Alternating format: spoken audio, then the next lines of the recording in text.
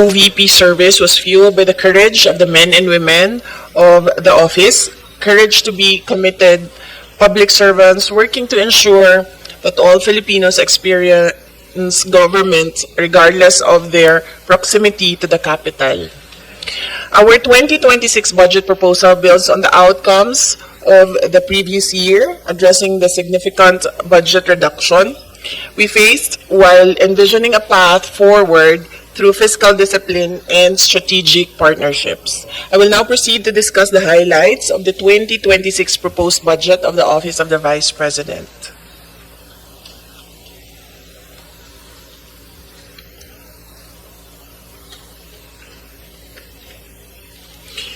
Good morning, everyone. Presenting the highlights and salient features of the OVP budget under fiscal year 2026 National Expenditure Program, or the NEP. The Department of Budget and Management has recommended a budget of 902,895,000 for fiscal year 2026 vis-a-vis the 942,038,000 of the proposal of the Office of the Vice President. The amount recommended is 21.33 higher than the fiscal year 2025 budget as appropriated. The proposed budget will cover personal services or PS, maintenance and operating expenses or MOOE, and capital outlay. For the PS, the recommended budget for fiscal year 2026 is 212,538,000, which is 23.54% of the total budget. The amount is higher by 12.14% than the fiscal year 2025 PS level. Personal services cover salaries, benefits, and allowances of 162 filled positions. It also includes the special duty allowance for military and uniformed personnel and salary for non-permanent positions. The total proposed PS budget, including retirement and life insurance premiums or RLIP, is 212,538,000. For the MOOE, the recommended budget is 673,753,000, which is 74.62% of the total budget. The amount is based on the DBM Tier 1 MOOE level of 654,527,000, plus additional Tier 2 requests of 19,226,000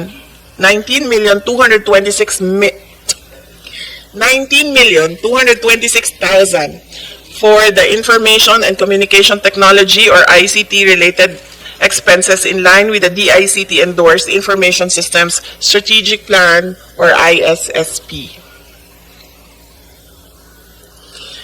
The MOOE includes the allocations of the following: supplies and materials, as well as financial assistance subsidies, which are intended for goods and grants that will be directly received by the OVP target beneficiaries or clients. Travel and representation expenses to support the operational needs of the OVP in implementing its programs and projects, including its ceremonial and executive functions.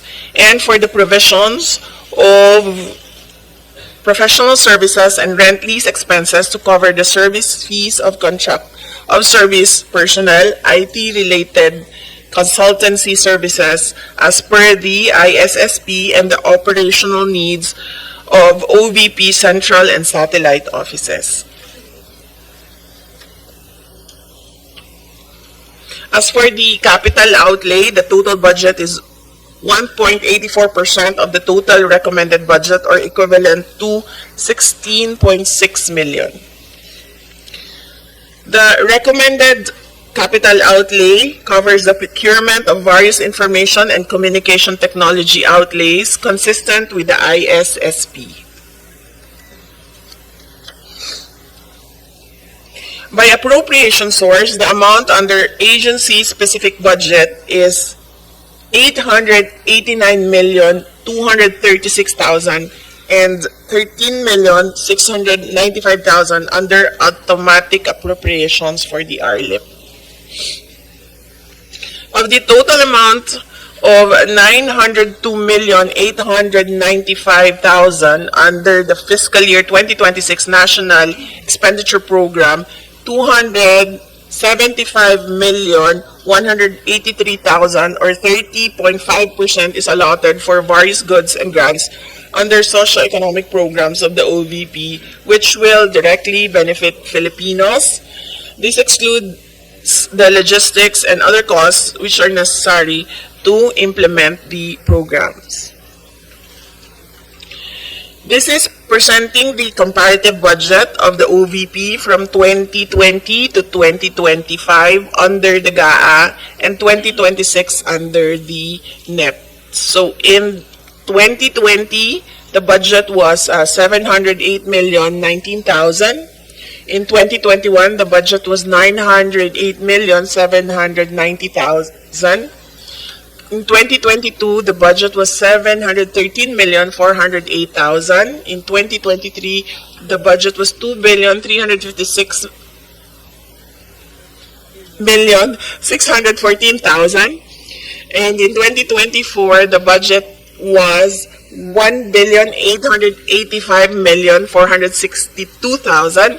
In 2025, the budget was 744,146,000. And currently, for 2026, under the NEP, it's 902,895,000. So this is the chart, the graph of the comparative budget. Prior to fiscal year 2023, the OVP's budget ranged from 700 to 900 million, and it was only in fiscal year 2023 and 2024 that the budget exceeded 1 billion pesos, primarily due to increased allocations for financial assistance and subsidy to support the provision of medical and burial assistance. For fiscal year 2025, the OVP budget returned to its pre-2023 levels with 744,015,000 allocated for 2025.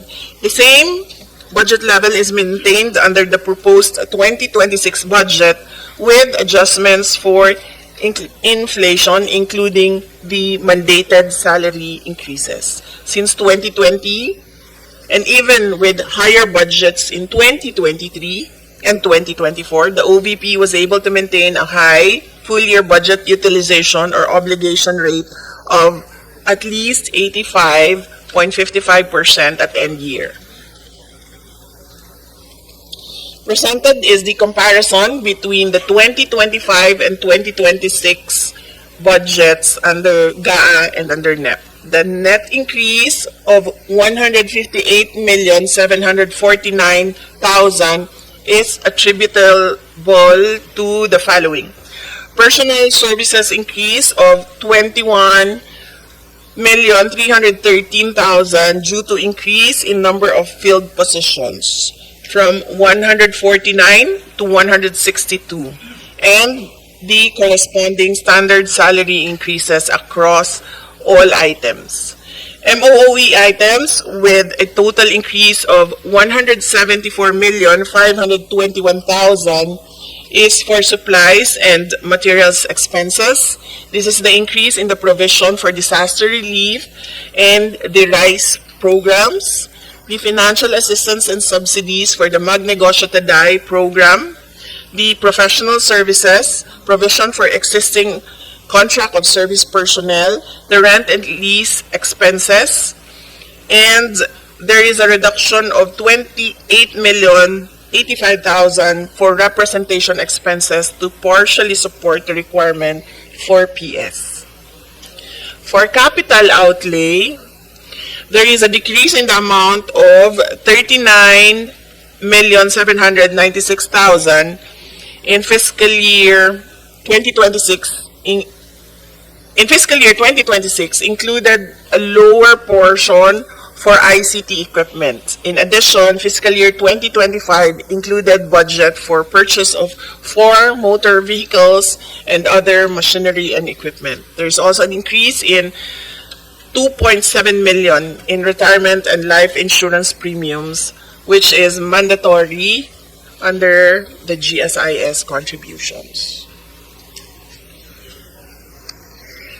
So these are the accomplishments of the Office of the Vice President. As the second highest office in the land, the OVP aims to promote the welfare of every Filipino in line with its vision to create lasting impact on the lives of every Filipino people through its socio-economic programs and services. Since 2022, the OVP has implemented the following programs: the Pagbabago, a Million Learners and Trees campaign, the disaster response operations, relief for indigents and individuals in crisis and emergencies or RICE, You Can Be VP, Libreng Sakay, Kalusugan Food Trucks and Pansarap, Magnegosyo Taday, and the Medical and Burial Assistance. The OVP programs are implemented in the central office and through 10 satellite offices and 1 extension office, which continue to operate in key areas in Luzon, Visayas, and Mindanao to provide Filipinos with immediate access to the services provided by the Office of the Vice President. In Luzon, we have the Cagayan Valley Satellite Office located in Kawayan City, Isabela. In Pangasinan Satellite Office, we have the office located in Dagupan City. And for the Bicol Satellite Office, we have the office in Legazpi City. In Visayas, for the Cebu, Bohol, and Siquijor Satellite Office, it is located in Cebu City. And for Eastern Visayas Satellite Office, it is located in Tacloban City. And for the Panay and Negros Islands Satellite Office, it is located in Bacolod City. And in Mindanao, for the Caraga Satellite Office, it is located in Butuan City. In Southern Mindanao, it is located in Davao City. And for Bong, it is in Cotabato City. And for Western Mindanao, it is in Zamboanga City.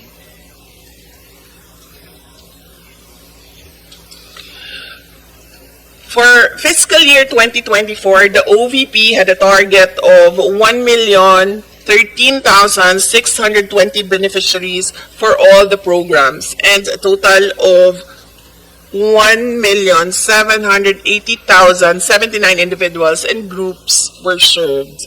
The high performance was achieved with the help of 470 strategic partnerships that were established with government agencies, civil society organizations, medical institutions, and other external stakeholders. Likewise, the OVP successfully implemented 99% of all planned projects and achieved a high average satisfaction rating of 98% for its services, including the requests acted upon within the standard processing time. Finally, the office completed a total of 490 engagements with partners and stakeholders. As to the financial targets in 2024, the OVP obligation rate was above the 85% mark. The OVP had 85.55% budget utilization rate with 1.783 billion amounts obligated, and with a disbursement rate of 86.03% or 1.53 billion disbursed.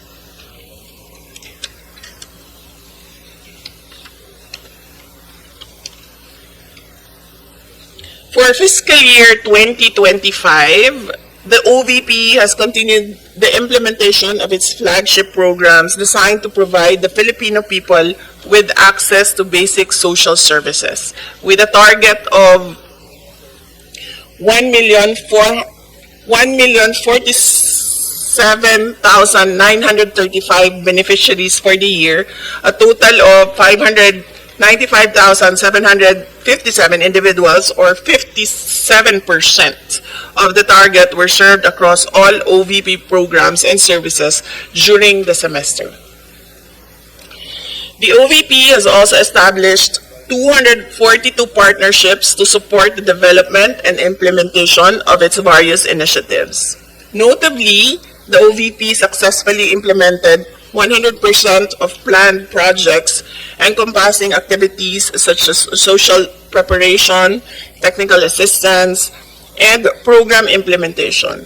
Furthermore, the OVP achieved an average satisfaction rating of 97% for its services, exceeding the target of 90%. In addition, the office completed a total of 770 engagements with partners and stakeholders, further strengthening collaboration and support for its programs. As of June 30, 2025, the OVP has 756.33 million total release allotments and a continuing appropriation equivalent to 147.1 million, totaling the available allotment for the year to 903.43 million. For the first semester, the OVP has already obligated 34.3% of the available allotment received, equivalent to 309.69 million, and with a disbursement rate of 66.8%, or 206.83 million. Although the current rate of 34.3% falls short of the mid-year target, the OVP's mid-year utilization rate remains consistent with previous years, which are below 50%, since some of the OVP programs are implemented only in the second semester of the year, such as the Pagbabago program, wherein bag distributions are made after the opening of the school year, and activities for disaster response, which are usually during the typhoon season starting July, and some procurements are ongoing. With these, the OVP remains on track in maintaining an obligation rate above 85% by year-end, as has been achieved in prior years. The OVP holds a distinct position in our bureaucracy. As the second highest office in the land, the OVP carries out functions that complement the work of other government agencies while advancing the well-being of the Filipino people. The proposed 902.895 million for fiscal year 2026 budget for the OVP will help us continue with our mission to deliver efficient, accessible, and responsive public service for the good of all Filipinos. Thank you, Mr. Chair. Thank you, Madam Vice President. Before we continue, let